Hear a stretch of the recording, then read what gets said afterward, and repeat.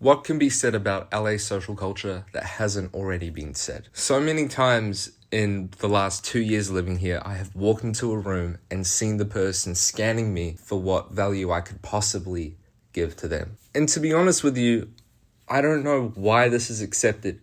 Everyone will say, oh, that's just LA, that's just how it is. Why are we accepting that shit? Nearly every friend I've made in LA, except for 2 or 3, have been born here. Because you'll find the people who move here to further their entertainment career, for the most part, aren't the most connectable. I don't know what the term is. Relatable. And I'm sure deep down these people are relatable. They're just so deep within a lockbox, within a treasure chest locked in a safe. I released Abstract Faces, I think 2 weeks ago now. And the reception I've got on that song has been mega. Because I think deep down under all of the vagueness, and sorry about that, that's my fault and my songwriting. Deep down under all the vagueness, I think people can connect with it even though they don't know why.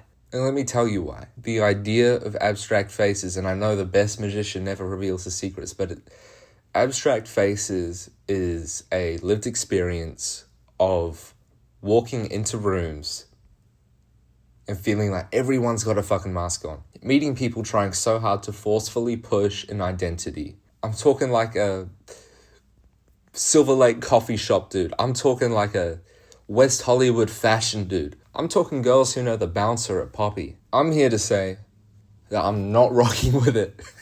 And I don't want you to interpret it like I'm fed up, I'm pissed off, I'm coming after them. No, it's more so grieving being able to walk into a room, whether it's at a music show, whether it's at some networking thing, whether it's a studio, and being able to feel like I can relate and talk to the people in that room. Because genuinely, like I said, living here the 2 years, that hasn't really been the case.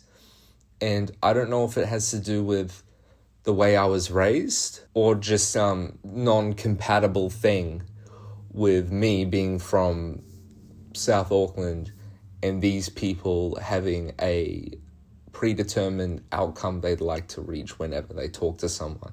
Because in New Zealand, if you didn't know, being humble and being honest are probably the 2 most important things to being a good person. And I think this city, for whatever reason, encourages people to not be like that, and somehow they still get by and still are likable and get all their opportunities by being the opposite of what I just said. Can I necessarily blame them for it?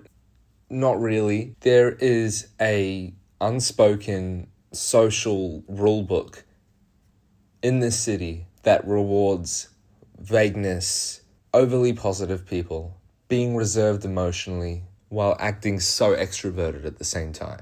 Let me clarify, I am so happy to be here. I'm so happy to be living here. But there's always going to be a part of me that misses the way it was.